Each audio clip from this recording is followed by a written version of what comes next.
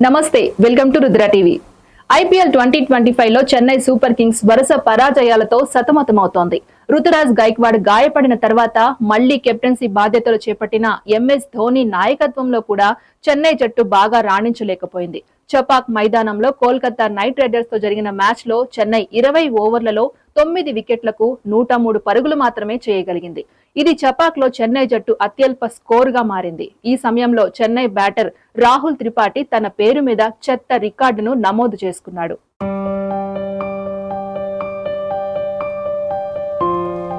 ఈ సీజన్ లో అత్యల్ప స్ట్రైక్ రేటుతో బ్యాటింగ్ చేస్తున్న బ్యాట్స్మెన్ గా సిగ్గుపడే రికార్డును తన ఖాతాలో లిఖించుకున్నాడు రాహుల్ త్రిపాఠి. ఐపీఎల్ 2025 లో ఇప్పటి వరకు రాహుల్ త్రిపాఠి బ్యాట్ నిశ్శబ్దంగా మారింది. తుఫాను బ్యాటింగ్ కు పేరుగాంచిన రాహుల్ త్రిపాఠిని ఈ సీజన్ వేలంలో చెన్నై సూపర్ కింగ్స్ 3.40 కోట్లకు కొనుగోలు చేసింది. కానీ అతను ఈ నమ్మకాన్ని నిలబెట్టుకోలేకపోయాడు.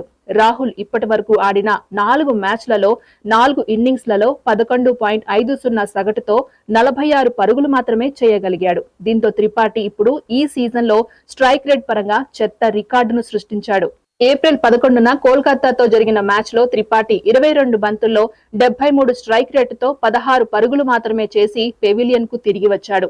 ఈ సీజన్ లో ఏ బ్యాట్స్మెన్ కైనా ఇదే అత్యంత చెత్త స్ట్రైక్ రేట్. అంతకు ముందు ఈ సీజన్ లో అత్యల్ప strike rate record Sunrisers Hyderabad batter Nitish Reddy పేరిట ఉండేది. హైదరాబాద్ లో గుజరాత్ టైటన్స్ తో జరిగిన మ్యాచ్ లో నితీష్ కేవలం 91 స్ట్రైక్ రేట్ తో బ్యాటింగ్ చేశాడు.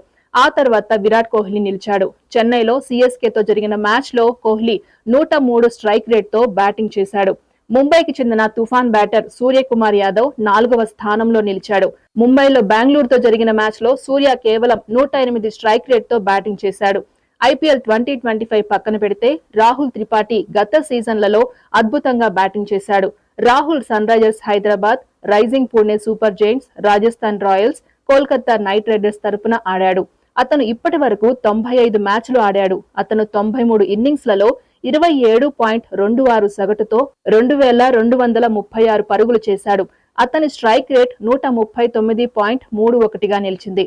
రాహుల్ అత్యుత్తమ స్కోర్ 12 అర్ధ సెంచరీలతో 93 పరుగులు. ఐపీఎల్ 2024లో అతను 6 మ్యాచ్లలో 165 పరుగులు చేశాడు.